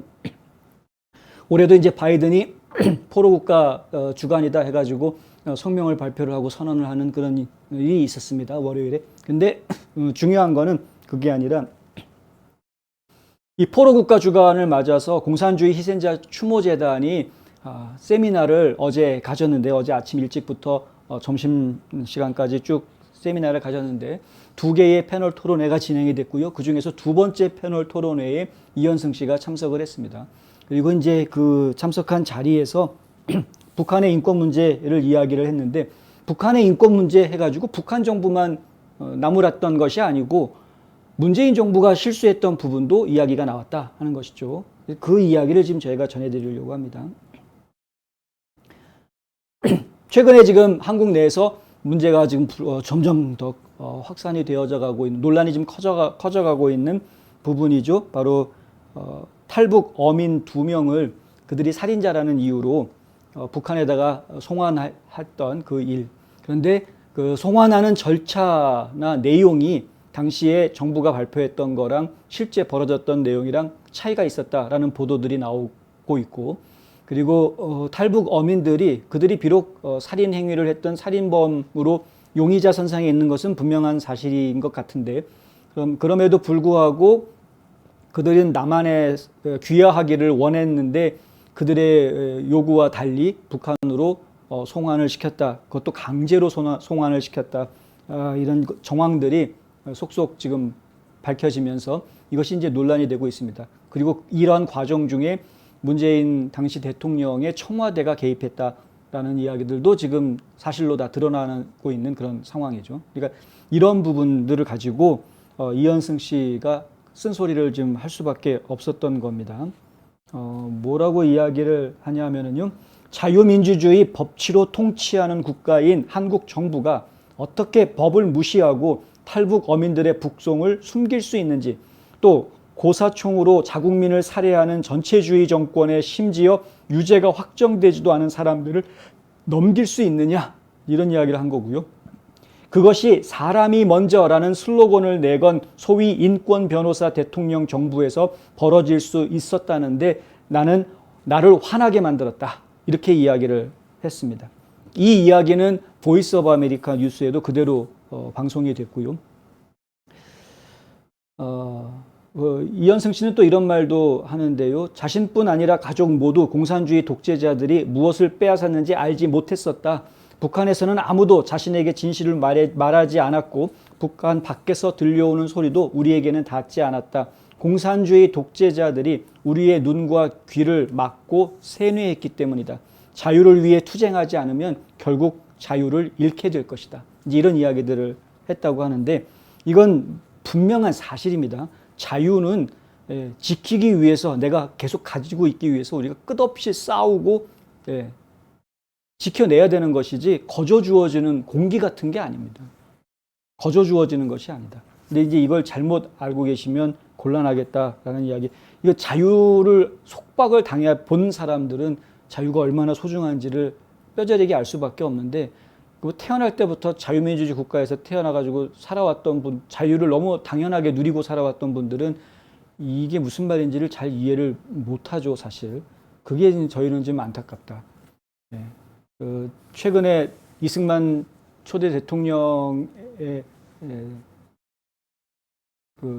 서거 57주기인가요? 근데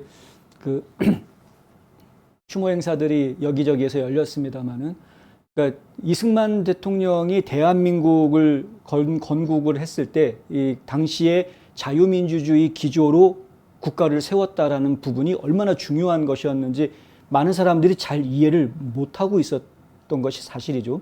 사실 그 이후에도 상당히 많은 사람들이 잘 이해를 못했습니다. 민족주의자들이 그 이승만 대통령의 업적을 상당히 많이 가려놓았던 것이 사실입니다.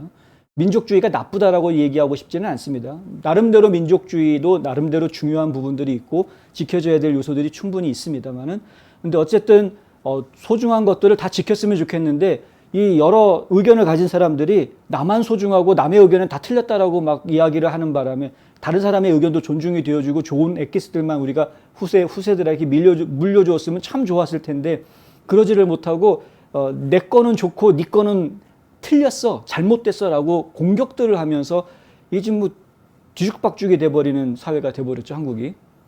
요즘 미국이 또 그렇습니다. 요즘 미국이. 그러니까 도대체가 지만 맞고 남은 다 틀렸다고 그러고. 근데 좋은 건 좋은 거대로 인정해 준 건 인정해 줄 대로 받아들일 건 받아들여서 해줬어야 하는 거인데 그게 뭐 제가 얘기가 좀 엉뚱한 대로 좀 넘어가긴 했습니다만 어쨌든 그래서 이런 이야기들이 전해졌다. 이 자리에는 연방정부 직원들, 현직, 전직 연방정부 관료들이 제법 있었고요. 재미있는 거는 이때 이제 우크라이나의 볼로드미르 젤렌스키 대통령의 영부인인 올레나 젤렌스카 여사가 이 행사장에 나타나서 반체제 인사 인권상이라는 상을 받았다고 합니다. 그거는 AP통신에서 사진을 뿌려가지고 여기저기 많이 기사가 나간 것 같더라고요. 근데 이제 지금 자유를 위해서 싸우고 있는 우크라이나 뭐 이런 식으로 이제 뭐라고 그래야 됩니까? 하여간 분위기가 만들어졌던 것 같고 이 올레나 젤렌스카 여사는 수상 소감에서 이렇게 말합니다. 공산주의는 전체주의의 또 다른 형태에 불과하다. 이거 중요한 이야기입니다. 공산주의는 전체주의의 또 다른 형태다. 이런 전체주의의 공통적인 특징은 침략과 폭력, 인간의 삶에 대한 완전한 무시와 평가절하. 이것도 상당히 중요한 말입니다. 러시아의 우크라이나 침략은 역사 속에서 계속 반복됐다. 우리는 지금 우리의 자유를 위해 싸울 뿐 아니라 스탈린의 거대한 테러가 문명 세계 어떤 곳에서도 더 이상 반복되지 않도록 하기 위해 싸우고 있다. 우리가 옛날에 이야기했던 공산당이 싫어요 하는 그 공산당만 공산당이 아니고요. 그것만 공산주의가 아니고 전체주의라고 이야기할 수 있는 것들이 다 공산주의랑 똑같은 놈들이다. 이걸 우리가 좀 알아야 됩니다. 원래 그 막시즘의 이 공산당 이론이라는 것은 그런 개념이 처음에는 아니었던 것이었는데 이것이 정치 이데올로기로 고착이 되면서 완전 전체주의를 옹호해주는 그러한 사상으로, 그러니까 공산주의의 개념은 원래는 공산 아닙니까? 서로 같이 생산을 하고 서로 같이 나누어 쓴다라는 개념인데 이건 이제 공동생활하는 공동체 개념이었던 것이었는데 이것이 지금 정치 이데올로기로 오면서 사람들이 악용을 하고 있는 것이죠. 그래서 실제로는 어떤 일이 벌어지고 있느냐? 공산당 그러면 다른 당을 인정을 하지 않는 그냥 일당 체제로 가려고 하는 모습을 보이게 된다. 이렇게 됩니다. 그걸 이제 전체주의라고 이야기하게 되는 것이고요. 그래서 실제로는 전체주의인데 겉으로는 공산주의, 우리 다 같이 잘 먹고 잘 사자라는 공산주의다라는 개념으로 사람들을 현혹했던 거였습니다. 이게 지금 이제 심각한 문제가 되고 있다. 왜 이것이 지금 심각한 문제냐? 지금 미국이 그런 길을 가고 있기 때문에 그렇습니다. 다 같이 잘 먹고 잘 살자라는 겉에 사탕 발림, 야 복지국가 만들어줄게, 다 같이 잘 먹고 잘 살자, 부자한테 세금 더 걷어가지고 가난한 사람 나눠줄게, 이렇게 이야기를 하면서 그러면서 실제로 저들이 이끌고 가는 방향은 뭐냐? 전체주의로 가고 있는 거예요. 나랑 생각이 다른 사람은 쟤는 틀렸어, 말살해버리고, 그리고 내 생각이 맞아, 나를 따르라, 나만 따르라, 나를 따르지 않으면 너는 반동, 이렇게 가고 있다라는 거죠. 지금 미국 사회가 지금 이렇습니다. 미국 사회가. 원래 안 이랬습니다. 원래 이렇지 않았는데 지금 급진 좌파들이 정권을 잡으면서 사회가 이런 방향으로 흘러가고 있습니다. 그래서 지금 위험하다라고 이야기를 하는 겁니다. 과거 오바마가 대통령을 하고 있을 때에는 은근슬쩍 그런 짓을 해도 그걸 깨닫는 사람들이 별로 없었습니다. 만약에 오바마가 대통령하고 나서 그 다음에 바로 힐러리 클린턴이 대통령을 했더라면 아무도 그걸 깨닫지 못하고 계속 그냥 당했을 겁니다. 마치 끓는 물 속에 있는 개구리처럼 계속 물이 끓고 있어도 모르고 그냥 죽어갔을 겁니다. 그런데 하늘이 도와서 도널드 트럼프라는 인물이 나타나는 바람에 사람들이 달라지게 된 거죠. 국민들이 깨어나게 된 거죠. 적어도 그때는 몰랐던 사람들도 지금은 깨어난 겁니다. 비교되니까 4년 만에 뒤집히니까 바로 비교가 돼서 예전에 안 이랬는데 이렇게 비교가 되니까 다시 국민들이 지금 깨어나고 있고 지금 급진좌파의 정책이 옳은 방향이 아니었구나라는 것을 많은 사람들이 알게 된 거거든요. 지금 결론적으로 말씀드리면은 지금 미국의 이 민주당 중에서도 민주당 사회주의자들이라고 이야기하는 급진좌파들이 결국은 전체주의 국가로 미국을 끌어가고 있는 과정에 있다, 지금 현재. 그래서 그것을 다시 정상 궤도로 돌려놓기 위해서 보수주의자들이 지금 뭉쳐야 될 필요가 있다라고 이야기를 하는 것이고요. 그중에 아주 강한 지도력을 발휘하고 있고 또 상당히 옳은 정책을 펼쳤었던 도널드 트럼프를 중심으로 해서 모이자라는 말이 힘을 얻고 있는 겁니다, 지금 현실이. 제가 트럼프 대통령 추종자여서 이런 말씀을 드리는 게 아니라 현실이 그렇다라는 말씀을 드리는 겁니다. 제가 어쩌다가 여기까지 왔는지 모르겠는데 어쨌든 지금 공산주의의 폐해, 상당히 위험하다. 전체주의와 공산주의는 같은 것이다. 이 젤렌스카 영부인이 이야기했던 이 말을 저희가 이거 흘려들어서는 안 된다라는 이야기. 이제 많은 분들이 우크라이나도 결국에는 뭐 나치즘들이 들어가가지고 나치주의자들이 나치주의자도 전체주의자들이거든요. 나치주의자들도. 그런데 그 나치주의자들이 쥐고 있다. 그리고 오히려 지금 러시아에서는 나치주의자들에 의해서 장악당하고 있는 우크라이나를 해방시켜주자, 이제 해방전쟁이다, 뭐 이런 말들도 나왔었는데 우리가 그렇게 보기가 좀 어렵다라는 이야기도 함께 드릴 수밖에 없습니다. 러시아 말을 믿을 겁니까? 우크라이나 사람 말을 믿을 겁니까? 한번 생각을 해보실 필요가 있겠다. 그리고 지금 이제 이현승 사무국장이 하는 그 이야기도 저희가 좀 새겨서 들어야 될 필요가 있겠다. 저는 문재인 정부가 정말 잘해주길 바랬던 사람 중에 하나입니다. 예. 촛불 혁명이라는 게 벌어졌으니까 그게 혁명인지 구태타인지는 모르겠지만 어쨌든 정권을 바꿔놓았으니까 혁명이라 치고 촛불 혁명이라는 게 벌어졌으니까 그렇다면 정말 국민들을 섬기고 정말 사람이 먼저라고 그 입으로 그렇게 얘기했으니까 그런 제대로 된 국가를 만들어줄, 진보주의자들이 이야기하는 좋은 국가를 만들어줄 것을 기대를 했었습니다. 그런데 실제로 일이 진행이 되는 걸 보니까 진보주의자들이 이야기하는 좋은 국가를 만들어 나가는 방향이 아니라 지금 북한에다가 이 나라를 갖다 바치려고 하는 이상한 모습으로 변질돼 가는 모습들을 저희가 보았던 것 아닙니까? 그래서 임종석 비서실장 처음부터 야 이거 완전히 나라가 주사파한테 잡아먹혔구나라는 이야기가 나왔던 이유도 그런 것 때문이 아니었습니까? 그게 우리가 가야 될 방향이 아니었던 거죠. 한국이 가야 될 방향이 아니었던 거죠. 그것이 자유민주주의 국가의 질서에서 거기에서 벗어나서는 한국이 살아날 방법이 없습니다. 죽음입니다. 그 앞에 기다리고 있는 건. 자유민주주의 국가를 떠나면 바로 그 앞에는 죽음밖에 남아있는 게 없습니다. 특히 한국은 그렇습니다. 특히 한국은. 위에 북한 있고 중국 있고 러시아 있고 한국은 자유민주주의 질서를 지키지 않으면 죽음입니다. 그거를 분명하게 좀 지켜주셔야 되겠다.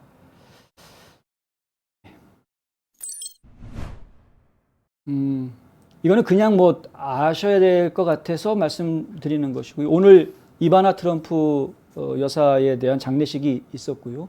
그 장례식장에는 트럼프 전 대통령뿐만 아니라 지금 뭐 멜라니아 트럼프 전 영부인 그 가족들 그리고 트럼프 전 대통령의 두 번째 부인인 마라 메이플스 여사하고 그 아들 티파니 트럼프까지 가족들이 총동원됐다라는 이야기. 그래서 트럼프 일가족이 다 같이 모이는 모습을 보는 게 사실은 뭐 거의 불가능하다시피 한데 오늘 장례식장에서 그런 일이 일어났다는 거고요.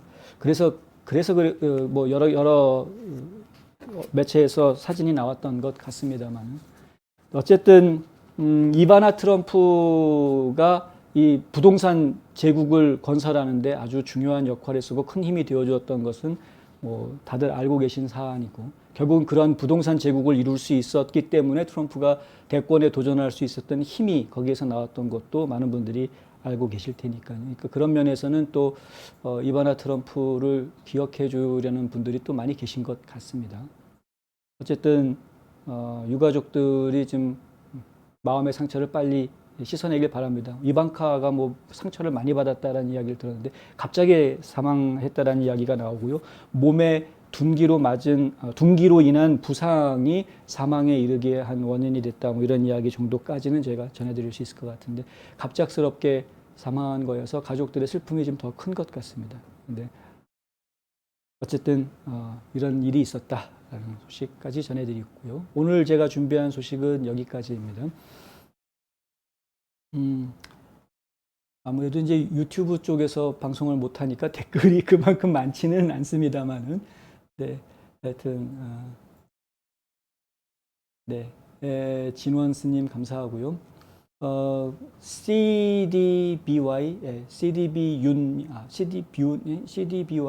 윤이라고, 뭐라고 읽어야 됩니까? 탈북 어민과 함께 탈북하려고 하던 16명이 북한에 잡혀서 사라졌고, 2명만 어선 타고 넘어온 거, 그렇군요. 뭐 살인범으로 얘기됐던 것도 사실이 아니다라는 뉴스가 나오고 있다고요. 네. 그런 거였군요. 16명을 살해하고 도망온 것으로 저희는 들었었는데 그것도 아니다. 뭐 이런 얘기가 나오고 있군요. 참 끔찍합니다. 국민들을 완전히 다 속이고 있었다라는 이야기인데 어쩌다가 이런 상황들이 벌어지고 있는 것인지 정말 갑갑하기 짝이 없습니다. 정말 갑갑하기 짝이 없습니다. 이지킴님은 발리에 가니까 원숭이가 가방을 뺏어갔다는 얘기를 해주셨네. 뺏기진 않으셨군요. 네, 좀 황당한 일이셨겠네요, 진짜. 좋습니다. 플로리다에 대해서 검색해보다 알게 된 사실인데 플로리다에 사는 라티노들은 베네수엘라와 쿠바에서 온 사람들이 많아서 반공사상, 반사회주의 사상이 사실입니다. 네, 실제로 그런 분들이 많습니다. 공화당 지지자들이 많대요. 그래서 지지자들이 많다고요. 네. 캘리나 텍사스 라티노들은 멕시코 쪽에서 온 사람들이 많아서 민주당 지지자들이 많다. 이렇게 일리 있는 이야기이고요.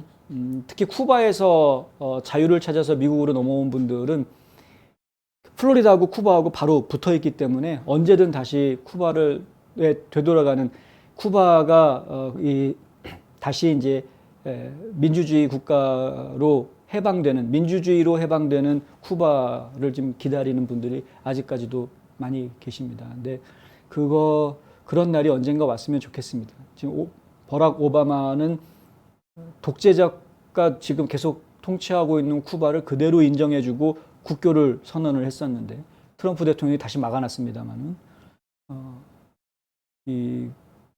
인정해 줄 거가 따로 있고요. 예, 인정을 해 주었으면 그 체제를 무너뜨릴 수 있는 준비를 해놓고 인정을 해줬어야 하는 건데 그 체제를 무너뜨리기 위해서 교류를 터야 되는 건데 그런 부분들이 참 안타깝고요. 네, 버거스님,